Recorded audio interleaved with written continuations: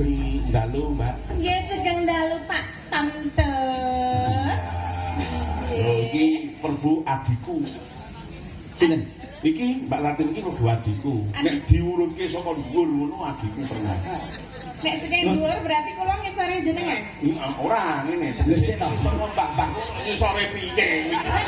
Lah niki urut-urutane pripun to jenengan? Tegese iki saka bapakmu, mbahmu dan sebagainya iki nang mbahku nang kono tempuk. Tegese iki. Oh, lah wau pengane aku saka dhuwur berarti kula ngisore jenengan ngene to.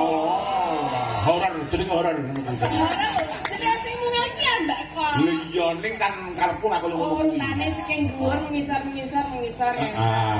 Ya. Mas Gareng, Ya kok mau? piyayi ngene iki kowe ngarani subur makmur apa ora? Wis pasti no Piyayi subur makmur gemah ripah roh jinawi. Iki sing putri kaya mengkene iki mau, mesake sing lanang. Lah kok saged mau? Karo kowe nemu kowe.